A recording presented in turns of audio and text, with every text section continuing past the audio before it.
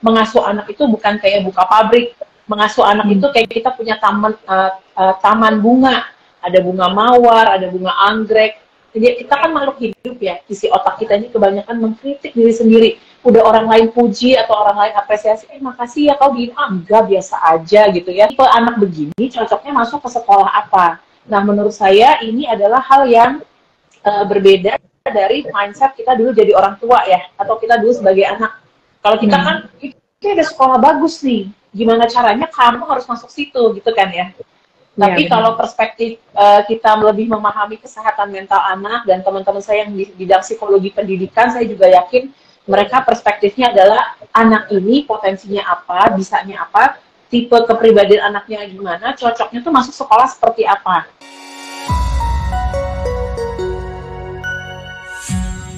Kita akan membahas tentang topik aspek-aspek non-akademik yang harus diperhatikan oleh orang tua dan juga guru dalam kesiapan anak belajar di sekolah gitu ya, bersama narasumber kita hari ini Ibu Anastasia Satrio ya, seorang psikolog anak dan remaja. Nih banyak sekali ya, seorang founder Relasi Diri juga ya Bu, seorang penulis buku dan juga saat ini dosen di Bentara Kampus di program studi bimbingan dan konseling. Halo Ibu Anas. Halo, selamat malam teman-teman semua. Terima kasih Cipta Aliansi Edukasi CAE udah berkenan mengajak saya ngobrol di live Instagram malam hari ini, yang kayaknya hari Jumat ini sendu banget ya karena hujan terus dari pagi sampai sore, dan tadi malam lumayan deras juga hujannya. Semoga teman-teman aman sampai ke rumah, dan kalau masih di jalan bisa tabah dan tawakal menghadapi kemacetan jalan ya. Iya, buat teman-teman yang sedang di jalan ya, hati-hati di jalan nih kalau kata Tulus ya Bu Anas. Nah, mungkin saya dan teman-teman ini pengen tahu nih Bu Anas sebagai seorang psikolog dan psikolog anak dan remaja khususnya ya, Ibu Anas ini keseharian itu seperti apa, dan juga biasanya tuh kasus-kasus yang Bu Anas tangani itu apa saja ya Bu kira-kira untuk kasus anak dan remaja itu sendiri?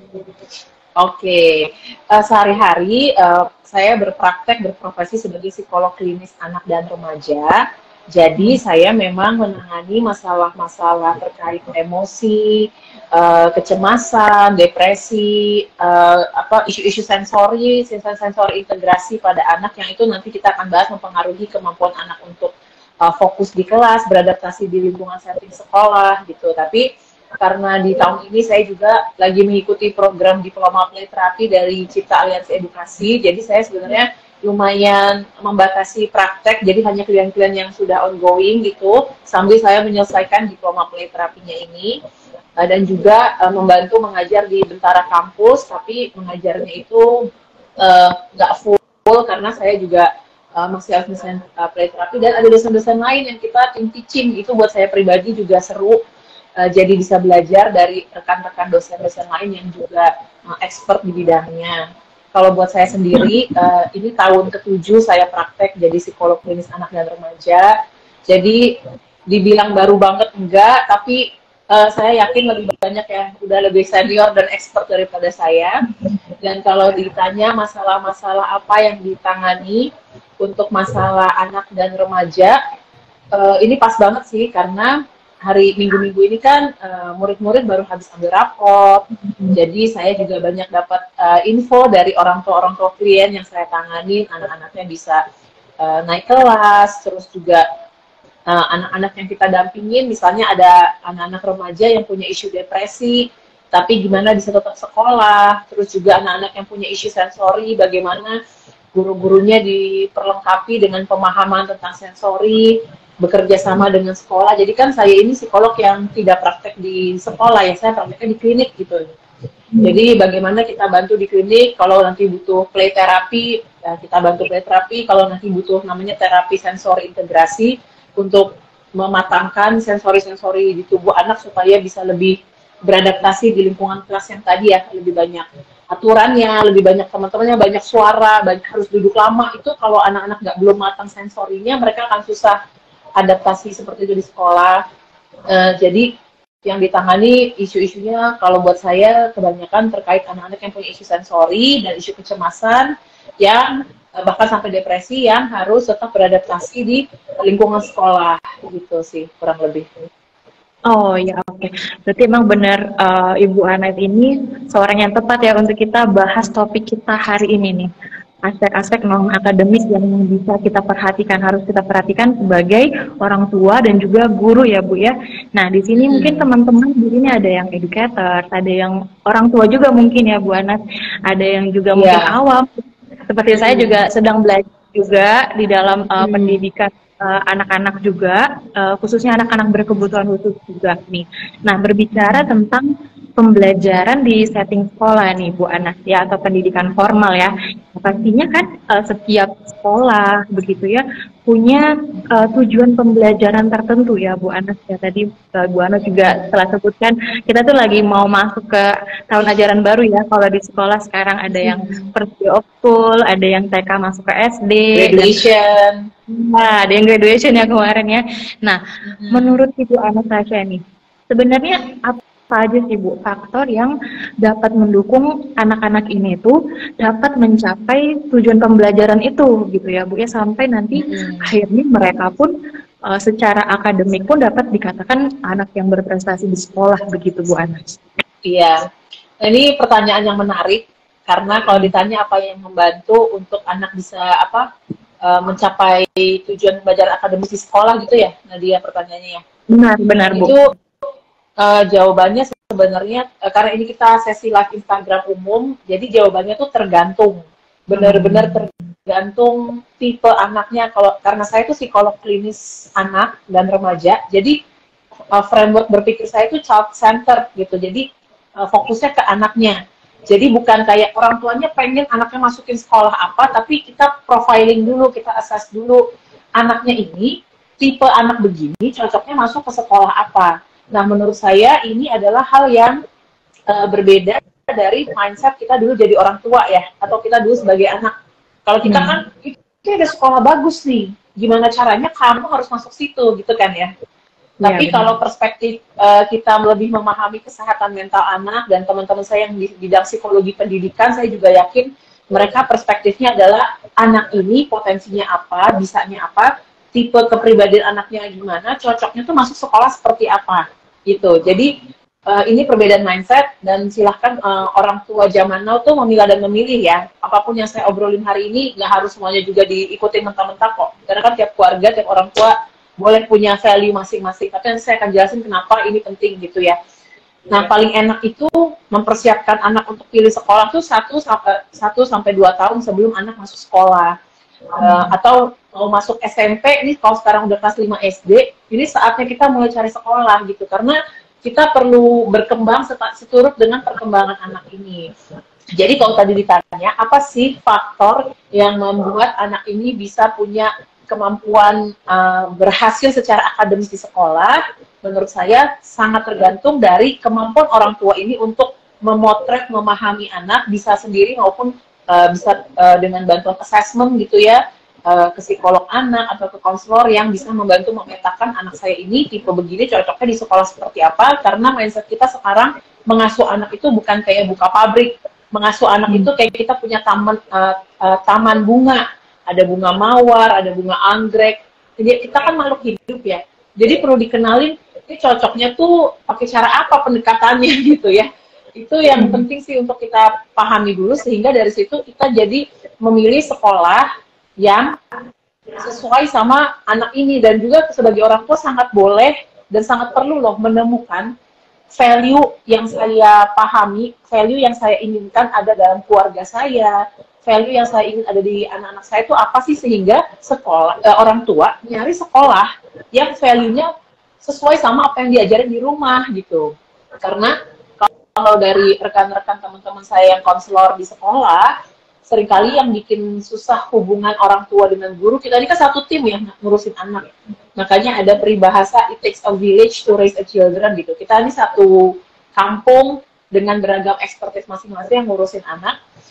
Jadi seringkali kalau value di rumahnya beda sama value di sekolahnya, misalnya sekolahnya menekankan kolaborasi, sekolahnya menekankan demokratis, kayak setiap anak itu pendapatnya penting, tapi misalnya di rumah masih sangat otoriter, cuman pendapat papa mama yang paling benar, kamu nggak akan didengerin, kamu tuh nggak penting karena kamu masih anak kecil, yaitu value gini berbeda. Atau kebalikannya, di rumah nih orang tuanya udah lebih egaliter, udah lebih demokratis, mendengarkan anak, setara, tapi masuk sekolahnya konvensional banget, yang bener-bener pakai one direction cara pengasuhan, cara pengajaran di sekolah, yang cuma ngikutin apa yang ada di buku pelajaran untuk sumber belajar, padahal kita sekarang udah punya banyak sumber belajar, dan mungkin yang di buku pelajaran itu belum update sama perkembangan terbaru. Nah, hal-hal kayak gini yang seringkali mengaruh ke akademis. Sama kalau buat saya, fasilitas sekolah penting, tapi karena yang kita didik itu adalah manusia, kualitas guru dan seperti apa guru yang didapat anak itu penting banget.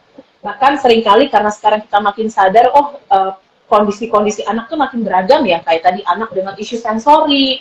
Ada klien saya yang dia kalau di sekolah AC-nya itu nggak 18 derajat, dia bisa tantrum atau bisa langsung kayak marah-marah. Itu kan mungkin dulu nggak dipelajari waktu sekolah kita pendidikan guru atau jadi psikolog, kayak kok ada ya anak yang perilakunya berubah hanya dari perubahan suhu ruangan atau isu sensori, atau bajunya, bahan bajunya beda, interaksinya berbeda. Ini belum masuk ke gangguan-gangguan atau kondisi-kondisi belajar yang berbeda yang kita sekarang tahu namanya neurodiversity gitu ya. Yang kita tahu neurotipikal yang pada umumnya, tapi neurodiversity ini makin banyak. Misalnya anak-anak dengan kondisi disleksia masuk sekolah biasa, anak-anak dengan kondisi ADHD masuk sekolah biasa, dan seringkali karena isu neurodiversity ini itu spektrum yang relatif ringan, itu sebenarnya masih bisa masuk sekolah biasa asalkan guru dan sistem pendidikannya tuh mau open minded, mau terbuka. Kita tuh juga nggak harus semuanya selalu tahu anak ini tuh perkembangannya apa. Misalnya bidang ilmu saya, misalnya sama psikiater, mungkin psikiater lebih banyak yang lebih tahu, saya nggak tahu. Cuman kalau kita punya pemikiran yang mau terbuka, mau saling kolaborasi, komunikasi dan mau belajar, kita bisa sama-sama mendampingi anak ini. Karena kita, menurut saya, sangat nggak bisa sebagai orang dewasa ya, baik orang tua maupun guru, mindsetnya adalah cara ini dulu berhasil. Tapi kan itu dulu. Yang kita tangani anak zaman now nih, yang keterbukaan informasinya banyak, yang habis 2,5 tahun pandemi, mereka tuh kesulitan semua beradaptasi ke sekolah, yang jadi banyak masalah bullying dan masalah berteman di sekolah, yang mungkin nanti mempengaruhi akademisnya, bukan karena mereka nggak punya intelijensi, tapi adaptasi di kelas bersama-sama 20 orang dengan usia yang sama 10 tahun, sama-sama 8 tahun, atau usia remaja, itu tuh membingungkan, capek, dan melelahkan buat otak anak. Jadi hal-hal seperti ini yang kita intinya kayak, yuk kita open-minded untuk melihat anak zaman sekarang kondisinya seperti apa, tantangannya seperti apa, bagaimana dengan namanya learning loss, 2,5 tahun pandemi itu membuat mereka tuh belajarnya tuh nggak biasa. Dan kebetulan Rabu pagi kemarin saya baru habis sharing ke SMA, dan mereka tuh bilang, ini kan adaptasi lagi nih, 1 tahun pertama ini kan 1 tahun full sekolah offline lagi ya. Mereka tuh kebanyakan juga udah nyaman sekolah online yang tinggal buka laptop, pencet langsung masuk. Sementara sekarang transisi bangun paginya banyak, macet, tugas-tugasnya capek gitu. Jadi hal-hal seperti ini yang perlu kita lihat secara holistik dan komprehensif untuk memahami hal-hal yang membantu kesuksesan akademis anak gitu. Wah. Ya, kalau yang saya tangkap juga dari pernyataan dari Miss Anas ini, ya kita memang sebagai orang tua dan juga guru harus benar-benar individu pada anaknya gitu ya, Miss ya, harus benar-benar melihat secara holistik keadaan anaknya begitu. Nah, tadi saya ada menangkap salah satu pernyataan dari Miss Anas yang juga ada menggiring pertanyaan selanjutnya nih di pembicaraan kita hari ini, tentang anak-anak yang ya dampak dari pandemi juga, atau dampak dari pola asuh orang tua juga ya, misalnya yang pola pikir yang masa lalu masih dibawa sampai hari ini, ataupun bagaimana kita nggak bisa nih benar-benar memahami anak. Nah, pertanyaan saya juga ya, Miss, sebenarnya tentang gangguan perilaku itu sebenarnya ada hubungannya pasti dengan emosi dan mental anak ya, Miss Anas ya, sebagai seorang psikolog anak dan remaja nih, Miss Anas, melihat dalam pendidikan formal di sekolah, sebenarnya seberapa penting ya untuk kita seorang guru ya, orang tua juga bisa benar-benar memperhatikan aspek emosi dan mental anak ini, supaya nanti dia masuk ke setting sekolah begitu ya, ketika dia harus meninggalkan rumah dengan jam yang waktunya cukup banyak, dia juga dapat beradaptasi begitu Miss, dan siap untuk belajar begitu misalnya. Jadi pertanyaannya lebih bagaimana menyiapkan anak-anak untuk sekolah atau aspek emosi yang perlu dibantu untuk mereka bisa di sekolah. Betapa penting sebenarnya aspek emosi dan mental ini kita sebagai orang tua untuk perhatikan gitu Miss. Iya, jadi aspek emosi itu sebenarnya penting banget diperhatikan di anak. Nih saya sambil mau buka slide yang nanti bisa saya ganti kameranya supaya bisa kelihatan. Jadi karena di 7 tahun pertama kehidupan anak itu di kehidupan anak manusia, jadi kita tuh juga sebenarnya, jadi cuman dulu kita salah asuh lah, salah pendidikan, sistem pendidikannya belum nyampe ke pemahaman otak kayak zaman sekarang. Jadi di 7 tahun pertama kehidupan seorang anak manusia, yang berkembang pertama itu atau kayak rumah, lantai satunya tuh otak emosi. Ini saya kasih lihat gambarnya. Nah, ini nih gambarnya. Jadi di 7 tahun pertama, dari 0 sampai 7 tahun yang berkembang nih otak emosi ini namanya amigdala, sebesar biji kacang almond. Ini adalah bagian yang berkembang dulu nih, area emosinya. Ketika emosinya ini kita bantu, makanya sekarang ada istilah pentingnya validasi emosi, pentingnya memberikan rasa aman secara emosi, lingkungan rumahnya perlu cukup stabil, orang-orang dewasa yang bersama anak, terutama orang tua maupun guru perlu belajar cara-cara mengelola stres diri sendiri, karena anak-anak nangkep kalau kitanya nggak tahu, belum tahu cara mengelola stres dengan lebih sehat dan adaptif. Nah, kalau selama 7 tahun otak area emosinya itu dikembangkan, kemampuan logika yang diperlukan untuk bersekolah di usia SD yang akan menunjang kemampuan akademis, juga di sini kemampuan perencanaan, kemampuan fokus, itu fondasinya otak emosi. Jadi kalau sekarang banyak orang tua mengeluhkan anak saya susah fokus, selain karena mungkin mereka kurang melakukan kegiatan-kegiatan yang membantu perkembangan sensori tubuh mereka, dan juga waktu gadgetnya terlalu lama, tapi apakah area emosinya udah kita kembangin nih? Karena kalau area emosi belum dikembangin, yang kesininya untuk berpikir jangka panjang, berpikir akademis, menghafal, menghitung, itu susah untuk berkembang optimal gitu sih. Jadi itu yang kalau ditanya ternyata dari perspektif neuropsikologi atau perspektif perkembangan otak anak, itu emosi segitu pentingnya. Karena otak emosi adalah lantai satu yang akan berkembang lebih dulu, baru masuk ke otak logika. Dan ini juga kalau sedikit dikaitkan sama parenting, walaupun hari ini akan lebih bahas soal pendidikan, dalam pengasuhan, kenapa sih banyak luka-luka emosi kita alamin, maupun anak-anak bisa mengalami, bukan karena kita itu orang tua yang jahat, atau kita nggak hadir sama anak, tapi karena mereka berkembangnya masih di otak emosi, kita perlu tahu cara berbicara, berkomunikasi dengan anak yang menggunakan bahasa-bahasa yang membantu pemahaman emosi gitu. Karena kalau enggak nanti kayak aku tuh takut mah ke sekolah, kan anak-anak suka gitu ya. Jadi bisa Bapak Ibu teman-teman yang ikutan nonton live Instagram ini bisa sharing atau tunjuk tangan siapa yang udah pernah mengalami menemani anak-anaknya transisi ke sekolah, apalagi yang 3-4 tahun pertama hidupnya di rumah terus dia mulai sekolah, atau dari yang TK pindah sekolah SD karena kita pindah tempat misalnya. Nah, ketika anak takut, kita kan saya bilang, nggak apa-apa kan temennya enak, nggak apa-apa kan temennya sama. Itu kan logika ya, penjelasan kita kasih kan logik. Padahal emosi itu kan di otak emosi. Jadi kita perlu tahu atau berlatih skill-skill memvalidasi emosi anak, misalnya, oh iya ya, kamu takut ya, di ruangannya baru ya, atau kangen ya sama guru yang dulu. Anak-anak tuh kalau udah attach banget sama gurunya, walaupun masih di sekolah yang sama, pindah kelas itu bisa nangis loh, bisa grieving, dia aku pengen miss yang dulu, aku pengen guru ibu guru yang dulu gitu. Jadi kalau kita bilang, kan udah naik kelas, udah gede, itu logika lagi. Tapi kalau kita menerima emosi dia, iya ya sedih ya, nggak bisa sama missnya lagi ya, nanti coba kalau pulang sekolah bisa nggak main ke ruangan miss, tapi belajar paginya sama miss yang ini dulu, yang baru gitu. Jadi hal seperti ini penting untuk kita punya dulu pemahaman mindsetnya, nanti caranya kita bisa belajar bersama pelan-pelan. Ya, jadi memang penting banget ya aspek emosi dan mental itu diperhatikan, karena tadi berdasarkan penjelasan Bu Anas juga di struktur otak kita itu benar dasarnya itu emosi dulu ya Miss, dan di usia tertentu terkadang memang mereka masih harus dikembangkan nih secara emosi gitu ya Miss. Nah, yang menjadi pertanyaan selanjutnya nih, tadi kan Miss Anas juga udah kasih tahu juga ya apa hal-hal yang bisa orang tua lakukan. Nah, kalau misalnya ke guru nih, Miss, peran guru di sekolah.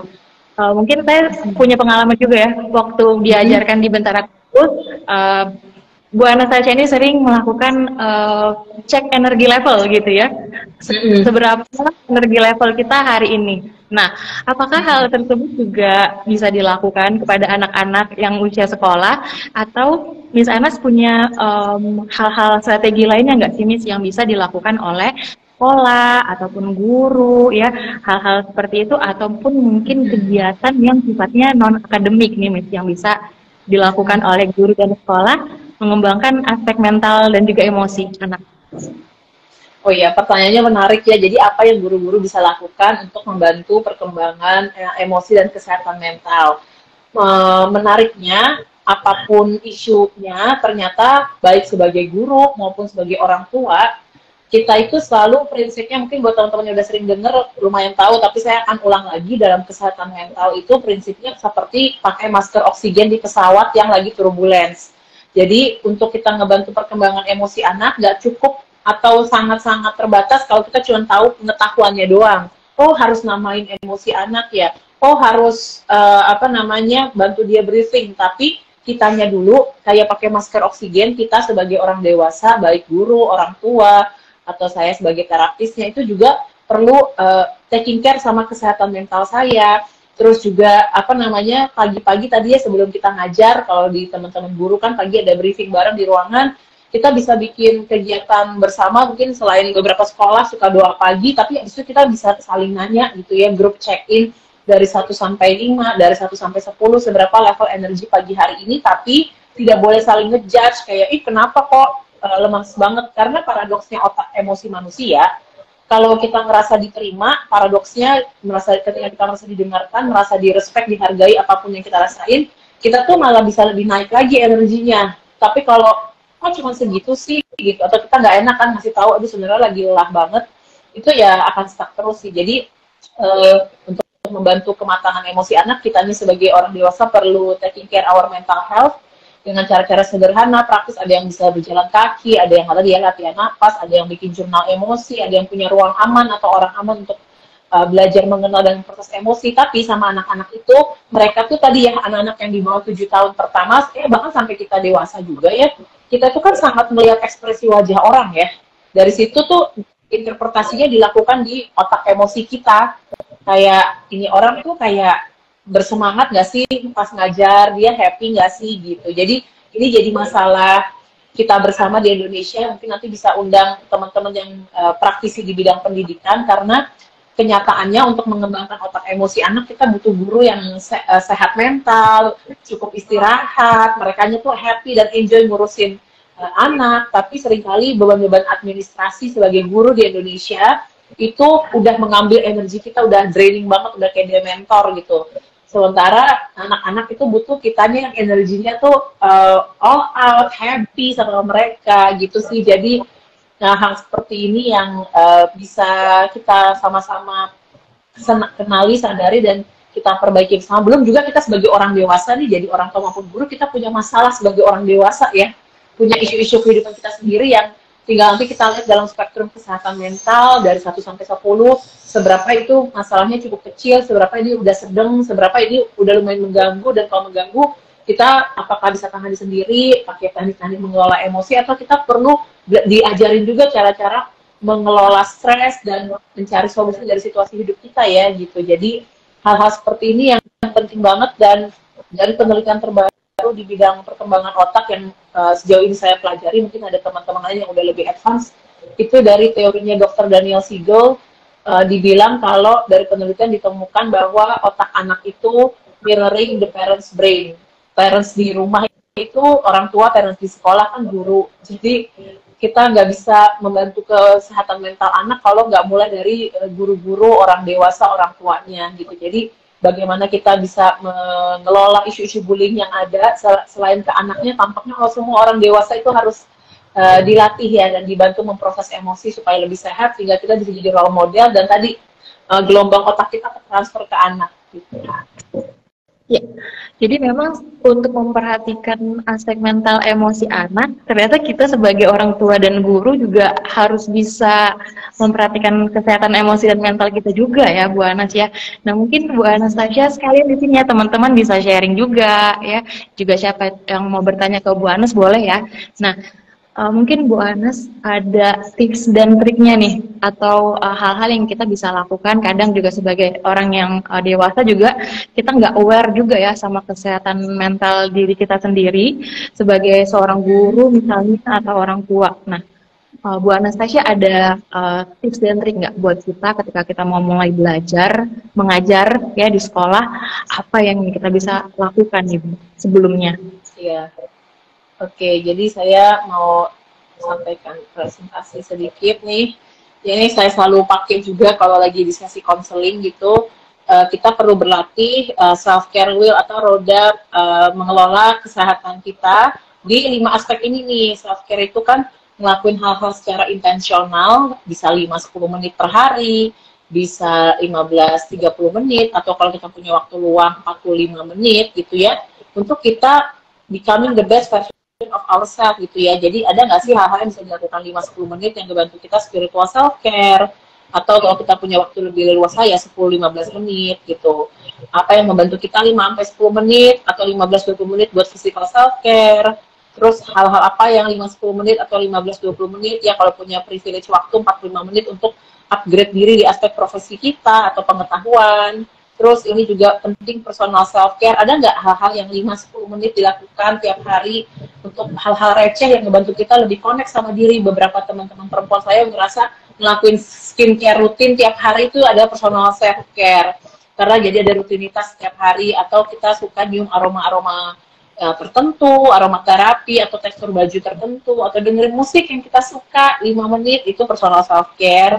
Dan kemudian yang kita perlu pelajari karena selama sekolah itu belum atau minim ya diajarin mengenal emosi dan kesehatan mental, kita bisa berlatih sekarang untuk self-care emosi kita. Caranya gimana? Yang biasanya saya bantu ajarin adalah bikin namanya jurnal emosi nih. Kejadiannya apa, terus emosi yang munculnya apa, pikiran yang munculnya apa di kepala gitu.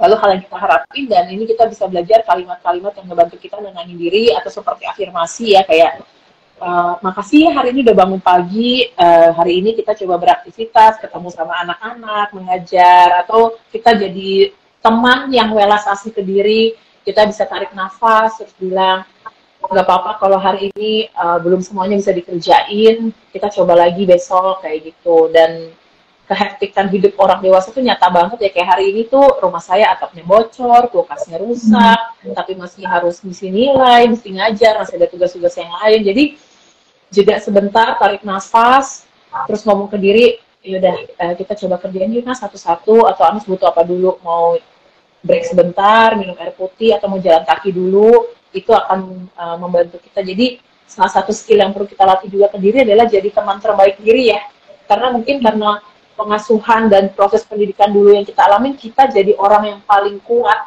dan paling pertama mengkritik diri, dan itu di dalam otak ya, kayak banyak kan self-kritikan dalam kepala kita, bener gak? Coba boleh lambai-lambai atau kasih emoticon kalau teman-teman merasa isi otak kita ini kebanyakan mengkritik diri sendiri. Udah orang lain puji atau orang lain apresiasi, makasih ya kau gini, enggak, biasa aja gitu ya. Jadi kalau orang lain kasih apresiasi, kita ngerasanya kita nggak layak menerima itu, tapi kalau orang lain komplain, itu rasanya udah turun ke lembah jurang terdalam, dan tiap hari di kepalanya, aduh aku not good enough, aku tuh kurang ini, kurang itu. Jadi saya juga masih berproses dan belajar untuk mempunyai habit, mindset menjadi teman terbaik diri gitu ya, karena benar-benar jadi manusia tuh nggak sempurna gitu. Apalagi saya sendiri juga punya kondisi ADHD, di mana proses executive function tadi di area rational brain itu nggak sama kayak orang yang neurotypical gitu. Kadang-kadang bisa lupa, kadang-kadang udah inget tapi waktunya nggak bisa kasih jeda, kadang-kadang untuk mengeksekusinya itu susah. Jadi hal-hal seperti itu yang real terjadi. Jadi paling penting kita tuh adalah belajar welas asih ke diri, dan mungkin itu yang membuat saya tuh semangat banget pengen bantuin anak-anak yang punya isu-isu sensori di sekolah, karena ngerasain banget rasanya nggak dimengerti, rasanya nggak ada pertolongan, dan rasanya lingkungan itu nggak mau belajar untuk memahami kita ya. Tapi puji Tuhan sekali sekolah-sekolah, guru-guru di zaman sekarang itu 50% lah menurut saya, dari pengalaman saya, 50% udah sebagian cukup mau nih untuk mempelajari, oh iya iya kalau anak yang kayak gini dia mudah terdistrak, mungkin pas waktu jeda dia butuh jalan kaki lihat di sekolah, ada beberapa sekolah yang punya akuarium, begitu anak lihat akuarium, relax, otaknya balik lagi ke kelas bisa belajar gitu. Jadi strategi-strategi belajar yang memahami isu sensori anak, ternyata itu juga akan membantu perkembangan emosi dan kesehatan mental anak gitu. Iya. Wah, terima kasih Miss Anas tipsnya tadi ya, self care. Nah, saya izin ya Miss membacakan ada satu pertanyaan yang relate banget nih sama pembahasan dari Miss Anas tadi dari @rapima. Saya bacakan ya. Apakah kesehatan mental anak bisa dipengaruhi dari pola asuh orang tua? Nah, ini dari pertanyaan @rapima. Kalau apa namanya, kesehatan mental anak dipengaruhi sama pengasuhan orang tua sih bisa-bisa aja. Karena tadi ya, otak anak itu, kalau dari penelitian namanya Dr. Daniel Siegel yang bikin buku The Whole Brain Child, dia tuh sampai bilang orang tua itu adalah arsitek otaknya anak, in a good way, in a bad way. Jadi kalau orang tuanya udah punya pengetahuan, pemahaman bagaimana menstimulasi anak sesuai tahapan usianya, dia benar-benar hadir secara fisik dan emosi, orang tuanya tahu cara mengelola stres dan emosinya sehingga pas hadir ke anak, emosi dia terkelola, atau kalau lagi kepicu bisa tahu cara balik lagi ke tengahnya gimana, orang tuanya udah belajar self love ke dirinya sehingga anaknya juga merasa dia juga anak yang cukup, kita nggak harus berusaha keras untuk dicintai orang tua gitu ya. Mungkin itu kita alami satu generasi ya, karena dulu orang tua kita belum belajar soal kesehatan mental dan emosi. Tapi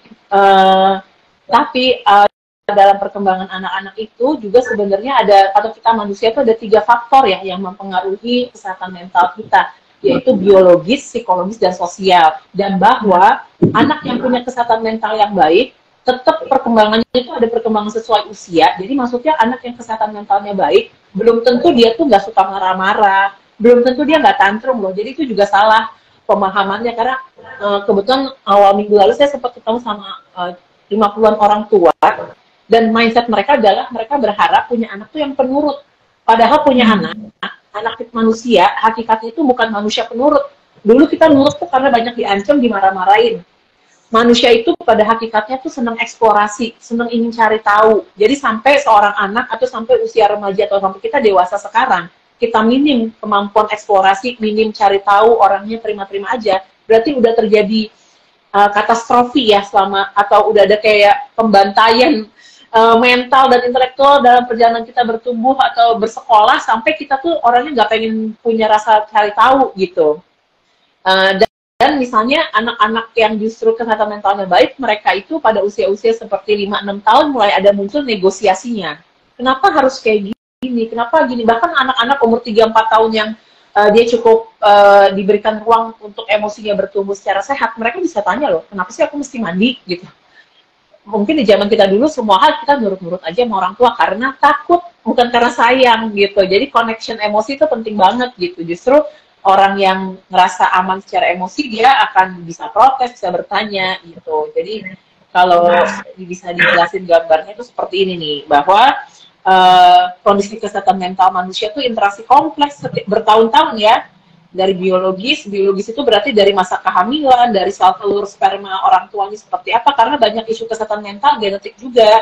Terus psikologis orang tuanya waktu punya anak, beda berapa tahun sama adiknya, orang tuanya siap atau enggak pas punya anak. Terus lingkungan sosialnya, dan ini per tahun ya, makanya ada yang kayaknya pas TK baik-baik aja, SD bermasalah, atau pas SD baik-baik aja, SMP bermasalah. Nah, waktu SMP bermasalah kesehatan mentalnya, apakah itu karena dia lagi ada perubahan otak di masa remaja, atau karena lingkungan sosialnya berubah gitu, atau karena dirinya sendiri kita punya banyak isu psikologis tadi ya, karena kita belum diajarin cara-cara mengelola emosi, kita belum diajarin caranya untuk bisa jadi teman terbaik diri, taunya mengkritik diri, caranya kita punya kepercayaan diri yang sehat itu gimana. Ini aja kalau ini skillnya nggak ada, otomatis kesehatan mental kita kena ya. Belum lagi kita bicara kualitas relasi dalam keluarga, karena ini sebenarnya jaring pengaman pertama, tapi tidak dipungkiri banyak orang trauma berat pertamanya justru dari keluarga.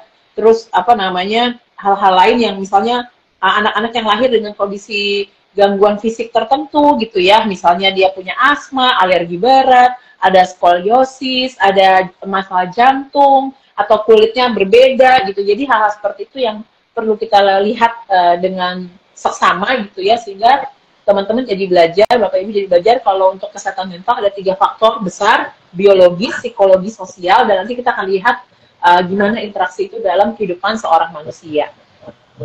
Ya, ya jadi banyak ya aspeknya ternyata ya Bu Anas ya. Nah, di sini ada beberapa pertanyaan dari teman-teman di sini yang juga sebenarnya sejalan sama apa yang saya ingin tanyakan juga nih sama Bu Anas, karena ketika kita di setting sekolah ya, tentunya pasti ada hal-hal dan tanggung jawab yang harus kita lakukan sebagai anak didik gitu ya, sebagai murid. Kita ada ujian, kita juga ada mungkin school activity begitu ya. Nah, di sini ada beberapa teman-teman yang berbicara tentang confidence atau kepercayaan diri anak nih Bu.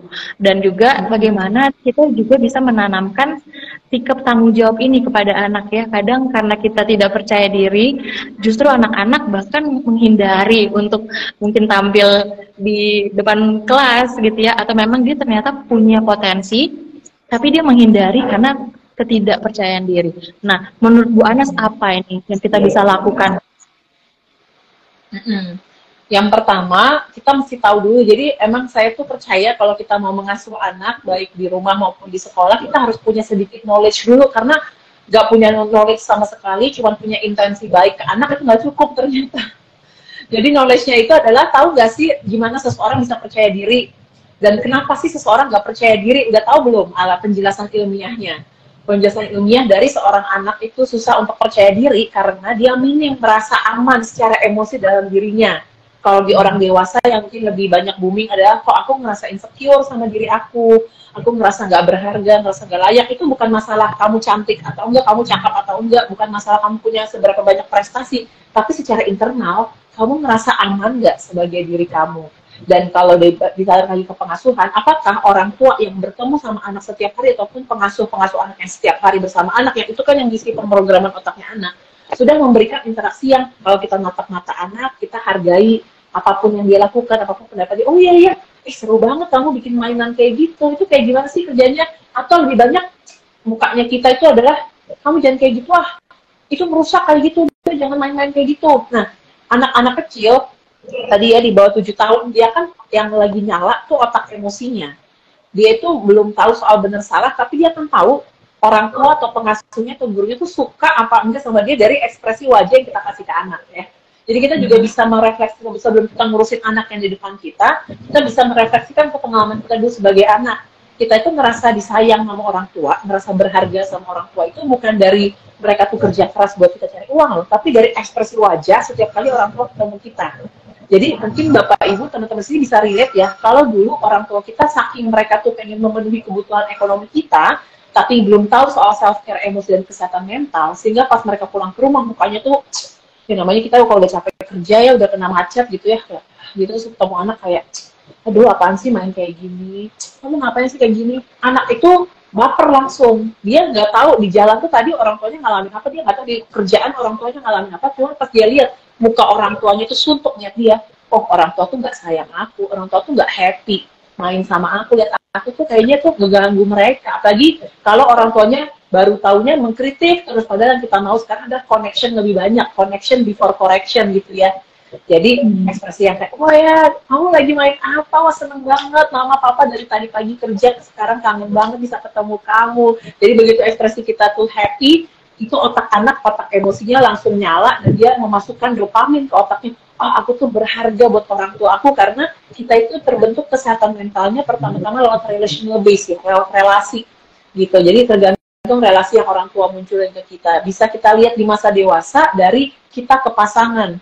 Kalau kita pengen atau sangat menuntut pasangan kita mukanya selalu happy ngeliat kita, dan begitu pasangan kita mukanya bete, kita udah deg-degan, cemas, aduh salah apa ya aku tuh kenapa ya, aku tuh kurang baik ya jadi pasangan. Itu bisa jadi ada developmental trauma dari waktu kecil bersama orang tua, tapi fokus kita bukan menyalahkan orang tua karena mereka melakukan yang terbaik yang mereka bisa di zaman mereka, nggak ada pengetahuan tentang ini, tapi kita bisa memproses, memulihkan internal model yang udah masuk ke dalam kepala kita, sesederhana tadi ngelakuin jurnal emosi yang saya lakukan, atau sesederhana ngelakuin self care emosi, fisik, spiritual, dan sosial juga buat diri kita.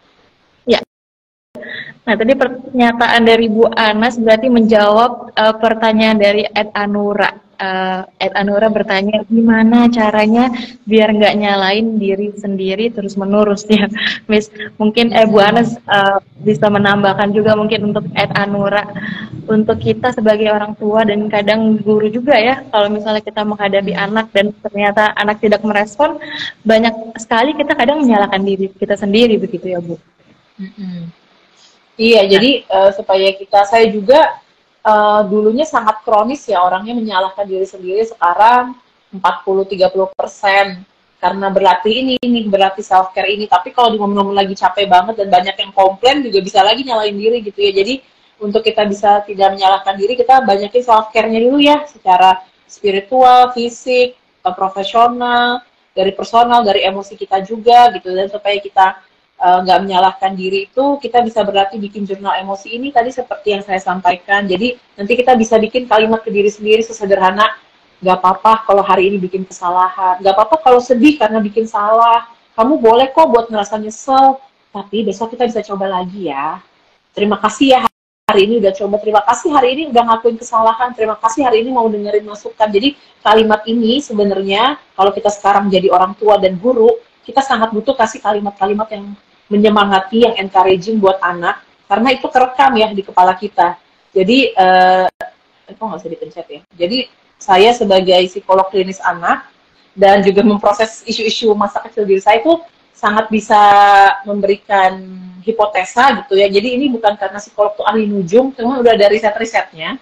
Dan saya juga memproses diri, biasanya kita tuh, kalau kayak pemrograman komputer, kenapa sih di otak kita tuh isinya kritikan terus, itu bisa dipastikan 80% pengalaman masa kecil kita bersama pengasuh kita, baik orang tua maupun siapapun yang ngasuh kita, juga kebanyakan mengkritik kita.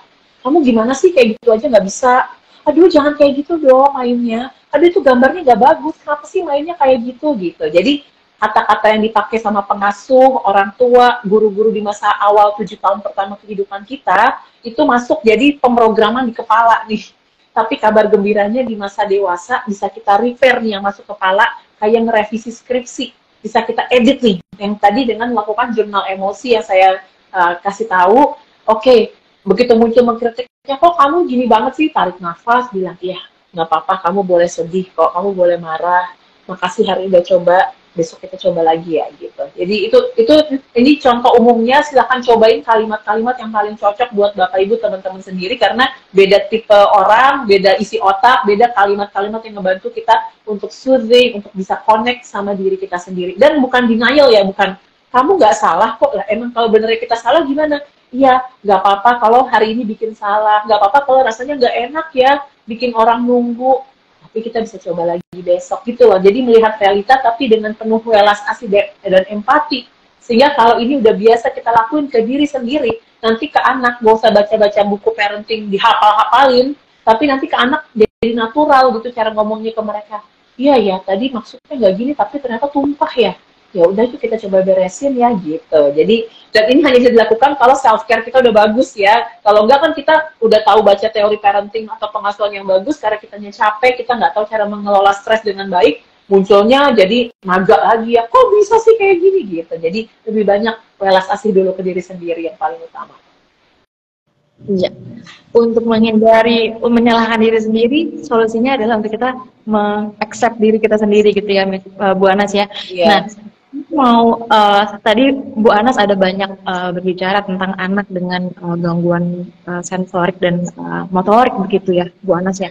Nah, di zaman teknologi yang semakin maju saat ini, anak-anak pastinya kegiatannya secara fisik itu sangat terbatas gitu ya, Bu Anas ya. Nah, menurut Bu Anas sendiri nih, apakah ada pengaruh juga nih dari kemajuan teknologi ketika anak-anak sudah mulai punya gadget di usia mungkin sekolah dasar, apakah itu juga membuat anak justru terganggu juga secara sensorik dan motoriknya, dan bahkan nantinya ketika dia masuk ke sekolah itu juga mengganggu juga anak gitu, Bu Anas? Jadi memang kalau pada anak-anak itu perspektif yang bisa kita pakai juga, bentar ya saya sambil cari, itu adalah kaitan antara sensori, motorik, dan kognitif gitu ya. Karena gadget ini nggak sensasi, emosi, dan kognisi. Sebentar, saya ganti lagi. Jadi ini perspektifnya nih, untuk memahami perilaku anak, gabungan dari pemahaman kognitif, emosi, dan sensori. Sementara pada anak tadi, ya balik lagi ke kematangan otak atau proses otak di 7 tahun pertama kehidupan, itu justru dari sini dulu, sensasi, kayak misalnya apa yang kita dengar, apa yang kita cium, misalnya sobat-sobat yang suka durian, kalau sensasi nyium aroma durian, emosinya senang, kognisi pemahamannya, oh saya orang yang suka durian, durian tuh enak. Buat orang-orang yang gak suka durian, begitu nyium bau durian, emosinya kesel, aduh apaan sih ini bau banget, kognisinya durian itu buah nggak enak, saya nggak suka durian. Gadget juga sama, sensasi yang masuk ke anak apa di gadget, visualnya, warna-warnanya menarik, terus juga auditorinya lagu-lagunya enak, bisa dipegang sendiri, emosinya tergantung nih, apakah dia udah dapat banyak pengalaman connection sama orang tua atau belum, karena kalau dia minim connection sama orang tua, connection sama gadget itu sangat menyenangkan buat anak ya, karena nurut, bisa connect terus sama dia, sehingga nanti muncul kognisinya adalah aku tuh sangat butuh gadget, apalagi kalau di klien-klien saya yang usia remaja, mereka suka bilang my handphone is my soul, gitu. Jadi bener-bener handphone itu bener-bener diri mereka juga kan, kita kayak oke, kita perlu concern nih, karena mereka udah sangat mengagung-agungkan itu. Ya, mungkin kita orang dewasa juga ya, kita kalau ketinggalan dompet nggak apa-apa, tapi kalau ketinggalan HP rusak, oh udah kacau dunia. Jadi kita juga butuh berlatih ke titik keseimbangan. Jadi kalau pada anak-anak, terutama tadi ya di bawah 7 tahun itu mereka sangat butuh bergerak. Yang bergerak itu ternyata bukan cuma, kalau kita dulu mungkin taunya senam SKJ atau pelajaran olahraga tuh cuma buat ambil nilai. Ternyata tuh lebih penting gimana anak-anak dari umur 7 tahun ke bawah bahkan sampai ke masa remaja dan kita usia sekarang itu otot-ototnya terlatih, karena otot yang terlatih itu otaknya lebih nyala ya, sinaps-sinaps di otaknya tuh lebih nyambung gitu. Ada anak-anak yang belum bisa duduk dengan tenang nih, nggak bisa duduk fokus kayak gini, kenapa? Otot di perutnya, namanya proprioseptifnya itu belum mateng. Jadi kalau dia tuh, dulu kan zaman saya dulu, kalau ada anak yang suka uget-uget di sekolah, itu diikat kakinya sama gurunya, itu nggak nyelesain masalah. Ikatannya dilepas, dia bisa uget-uget lagi, dan dia jadi sakit hati, kok aku diperlakukan begini sama guru, aku kok dihukum gitu kan ya. Tapi kalau kita sekarang udah mulai belajar tentang pemahaman profil sensori anak, kebutuhan sensori anak, ada 7 atau sekarang bahkan 8 sensori manusia ya, selain indera penglihatan perabaan, ada introception, ada proprioceptif, bisa di googling gitu ya, ada namanya pyramid of learning, silakan googling tentang ini. Jadi ketika ini optimal, atau anak-anak yang justru mereka banyak main merangkak, jadi coba deh cek Bapak Ibu teman-teman, anaknya itu merangkak nggak waktu usia 6 sampai 12 bulan, dan kalau itu kurang coba dilatih lagi merangkak, karena ketika otot perut mereka terlatih nanti mereka duduk di sekolah bisa lebih tenang. Jadi kalau kita sebagai psikolog anak yang biasa berkecimpung di dunia tumbuh kembang, kita nggak anggap remeh anak yang nggak merangkak. Banyak orang tua tuh udah bangga anak saya langsung berdiri, kita langsung cemas nih, ototnya nggak terlatih. Nanti kalau kita biarin sampai umur 7 tahun dia malah nggak bisa fokus duduk tenang, karena untuk kita duduk tenang kayak Nadia, kayak saya gini, otot perutnya udah harus lebih terlatih. Makanya kita dulu main kalajengking ya, yang kakinya diangkat, kita ngerangkak. Gitu. Ternyata itu latihan otot yang sangat penting buat anak-anak tuh bisa fokus duduk terus-menerus. Misalnya salah satunya seperti itu. Wah, ya. Nah, sejalan dengan pernyataan dari Bu Anas tadi, ini ada salah seorang I act as a teacher dari @mindfulasia. Ngomongin tentang first day of school ya Bu Anas, khususnya untuk preschool. Tadi kan untuk masalah sensori dan integrasi kan dari sisi orang tua Bu Anas sudah sedikit jelaskan nih. Tapi untuk sebagai a teacher gitu ya, seorang guru, ketika first day of school, minggu-minggu pertama sekolah itu, apakah kita harus fokusnya itu bangun koneksi dan mengesampingkan disiplin, atau mengesampingkan disiplin? Nah, ini pertanyaan dari seorang guru preschool ya, Mindful Asia. Terima kasih buat pertanyaannya. Karena dalam setting sekolah itu kan ada cukup banyak anak yang ditangani ya, misalnya ada 10-15 anak, sehingga sebenarnya situasi ini juga akan beragam nih. Ada anak yang kayak oke, ditenangin 2-3 hari, besokannya hari keempat bisa masuk. Ada yang seminggu, ada yang sebulan. Ada klien saya umur 4 tahun butuh 4 bulan ibunya nemenin dia tiap hari ke sekolah, baru dia bisa nyaman dan merasa aman ke sekolah. Nah, sebenarnya ada yang lebih filosofi mendasar lagi daripada pertanyaan harus mengutamakan disiplin atau memahami anak. Pertanyaannya adalah, apakah kita sudah mau jadi orang tua, jadi guru, jadi sistem sekolah dan sistem pendidikan yang menggunakan pemahaman otak anak untuk menjadi sistem pendidikan, atau istilahnya itu brain-based parenting, brain-based education, brain-based school, gitu. Karena banyak kurikulum yang ada sekarang itu belum pakai pemahaman terbaru tentang otak manusia, gitu ya. Bahkan sesederhana definisi mendisiplinkan anak yang beredar kebanyakan adalah mendisiplinkan dengan rasa takut, yang selalu dibikin jadi isu, jadi berita-berita, ini anak, apa namanya, kita disiplinkan mentalnya, itu kan selalu ada kekerasan terjadi gitu. Jadi mendisiplinkan tuh sebenarnya nggak sama sama kekerasan. Tapi itu yang kita dapat puluhan tahun ya. Jadi kita juga lagi pelan-pelan merevisi apa yang kita pahami di otak kita. Dalam perspektif sekolah yang sensitif dan mau memahami perkembangan otak anak, apalagi untuk anak preschool. Jadi ini setiap usia tergantung jawabannya ya. Tapi pada anak preschool, terima kasih udah kasih konteks. Pada anak preschool, saya sebagai psikolog anak akan bilang lebih penting kesehatan mental anaknya, lebih penting kenyamanannya dia. Tapi tetap diajak ke sekolah gitu ya. Misal pun terlambat, ya nggak apa-apa, tapi itu tetap nyampe di sekolah dan ditemenin. Dan sebenarnya tiap anak beda-beda. Nggak mungkin 10-15 anak, 10-15-nya sama-sama takut masuk kelas. Nggak mungkin semuanya sama-sama butuh 40 menit tangis baru masuk kelas. Itu kan pasti beragam banget nih.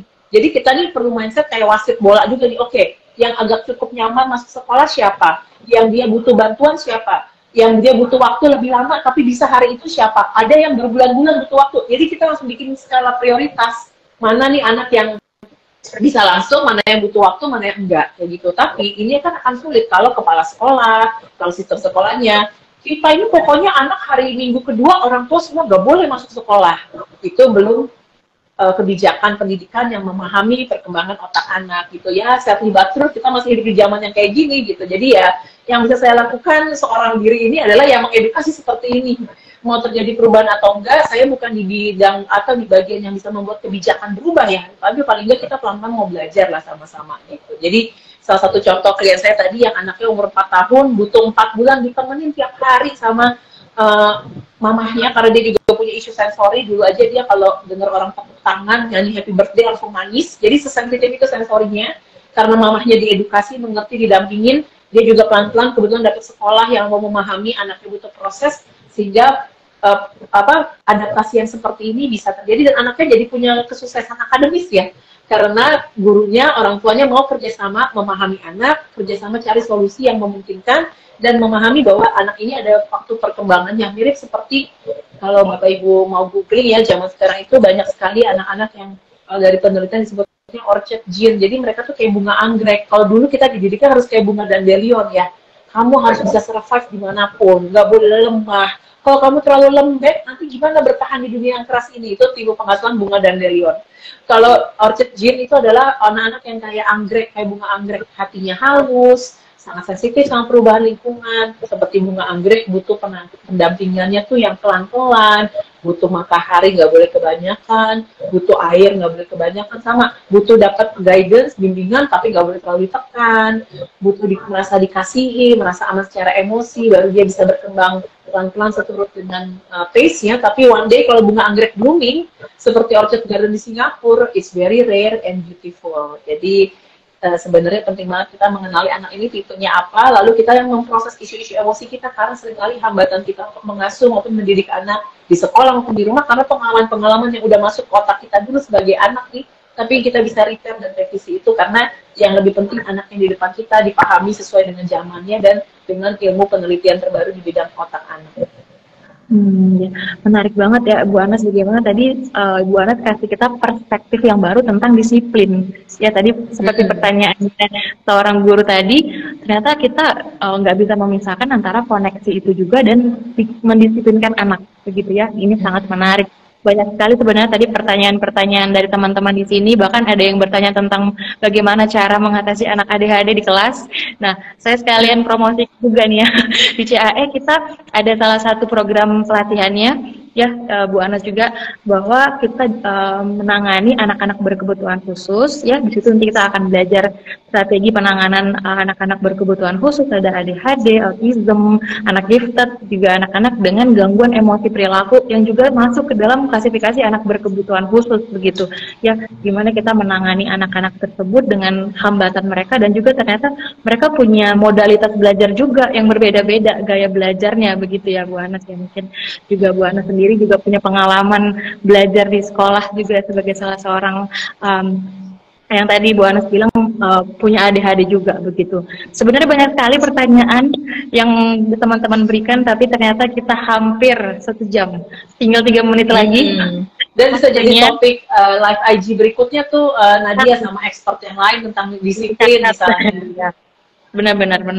Topik ADHD ini sebenarnya salah satu topik yang sangat banyak sekali sebenarnya peminatnya. Dari tadi saya juga ada beberapa pertanyaan yang saya catat mengenai anak-anak ADHD di kelas begitu ya. Nah, mungkin pertanyaan terakhir nih ya untuk summarize pembahasan kita hari ini bersama Ibu Anas. Mungkin Ibu Anas ada pesan yang dapat diberikan kepada teman-teman di sini ya, baik itu guru, orang tua ya, untuk bagaimana kita memperhatikan aspek non akademik dari anak, dan juga tadi ada salah satu lagi yang penting adalah memperhatikan kesehatan mental kita sendiri. Iya, jadi terima kasih untuk obrolan ini. Kita tidak bisa langsung membuat perubahan besar, tapi saya selalu percaya ripple effect ya. Jadi nggak pernah ada yang sia-sia kita memulai obrolan-obrolan seperti ini. Dari obrolan ini teman-teman mendengarkan, kita bisa membuat perubahan dari diri kita sendiri dulu, lalu ke lingkungan terdekat kita. Jadi kalau untuk anak-anak yang supaya mereka bisa dipahami aspek-aspek non akademis untuk kesehatan mental mereka dan untuk menunjang keberhasilan akademis itu, menurut saya dimulai dari mindsetnya kita, bahwa akademis itu tidak menjamin apapun. Tahu, saya sering orang suka bahas ya, kayak ada nggak sih dulu orang-orang yang waktu sekolahnya tuh kayak pinter banget, juara 1, ranking terus, tapi apakah mereka tahu caranya mencintai diri, apakah mereka punya yang kita bilang namanya resiliensi gitu ya, kalau kita gagal bisa balik lagi. Karena justru di pengalaman saya mendampingi mahasiswa-mahasiswa berprestasi, mereka lebih rentan depresi karena mereka nggak pernah tahu caranya menghadapi kegagalan gitu. Jadi akademis itu not everything gitu, kita butuh manusia yang holistik ya sekarang gitu ya. Seperti sekarang kita kan mindsetnya sehat tuh sehat holistik ya gitu. Jadi bukan cuma sehat itu nggak minum obat, tapi sehat itu kayak kamu bisa menggunakan otot kamu dengan baik nggak, sehat itu makanannya nutrisinya seimbang nggak gitu. Jadi dalam memahami anak dalam pendidikan juga bukan masalah rankingnya, bukan masalah dia bisa baca tulis umur berapa, tapi apakah dia kalau disuruh nunda keinginan udah bisa nahan, dia nanti disuruh ngantri bisa, disuruh berbagi. Jadi berbagi itu di anak-anak baru bisa di atas 5 tahun, itu karena perkembangan otaknya. Jadi kalau mengharapkan anak 2-3 tahun udah bisa berbagi, itu kita yang salah, karena ekspektasinya ketinggian padahal otaknya anak belum nyampe di situ. Lalu misalnya tadi ya, ketika dia ingin sesuatu, apakah maksa atau dia menggunakan cara-cara yang udah lebih asertif ketika membutuhkan sesuatu. Cara mengelola kecemasan, semua orang mendukung anaknya ikut lomba, tapi kalau dia cemas waktu sebelum lomba atau dia tidak mendapatkan ranking yang sesuai apa yang dia inginkan, kita udah ajarin dan bantu anak ini punya skill tadi ya, coping skill, mengelola emosi dan mengelola stresnya enggak gitu. Jadi itu hal-hal yang lebih penting. Dan hidup manusia kita udah alami di masa dewasa, hidup manusia itu akan terus ada perubahan, hidup manusia itu akan terus mengalami adaptasi. Untuk menjadi manusia yang sukses itu bukan sekedar masalah lulus kuliah, dapat uang berapa, tapi kemampuan kita beradaptasi terus sama hidup ya. Misal sekarang ada artificial intelligence, gimana kita beradaptasi, terus yang tadinya buat saya aja masih adaptasi, yang tadinya jalanan agak lancar, terus habis pandemi beres makin macet, habis libur lebaran lebih macet lagi, beradaptasi lagi. Oke, berarti keluar rumah nggak bisa setengah jam nih, berarti harus 2 jam sebelumnya, adaptasi lagi enak-enak menjalani hari, tiba-tiba atapnya bocor, berarti harus adaptasi lagi, gimana kerja. Jadi adaptasi ini yang perlu kita jadikan mindset, bahwa mendidik, mengasuh manusia itu adalah melatih kemampuan dia beradaptasi, dan itu kayak otot yang harus kita siapin dari internalnya, dari dalam, bukan hanya karena harus kita suruh-suruh. Kalau nggak nanti dia nggak ada kita, dia nggak bisa adaptasi dong, nggak punya inisiatif. Nah, hal seperti ini yang perlu jadi mindset kita, karena ini termasuk aspek non akademis yang perlu kita pahami, dan adaptasi ini juga dari kematangan emosi gitu. Jadi semoga kita bisa memahami ini, dan nanti kalau teman-teman Bapak Ibu membutuhkan informasi lebih lanjut bisa request ke Cipta Aliansi Edukasi, mungkin kita butuh webinar khusus ya, membahas ini dengan lebih mendalam sehingga bisa kebayang kayak apa dan lebih tahu hal-hal praktisnya. Terima kasih banyak Nadia dan CAE udah mengundang saya obrolan menarik di malam hari ini. Terima kasih Bu Anas, informasi yang sangat bermanfaat sekali yang kita dapat di Jumat malam ini ya. Semoga apa yang kita bicarakan tadi mungkin seperti yang Bu Anas bilang, mungkin singkat ya, tapi semoga ini bisa kita bawa ke pekerjaan kita masing-masing. Tadi di sini ada orang tua, ada guru juga ya, dan segala profesi yang kita berikan di masyarakat dan kita bawa untuk juga kemajuan anak-anak, pendidikan anak pada umumnya. Pada usia juga. Terima kasih Bu Ana, semoga sehat selalu. Terima kasih Sama-sama. untuk Selamat selamat malam. malam. Selamat beristirahat semuanya. Sampai bertemu kembali.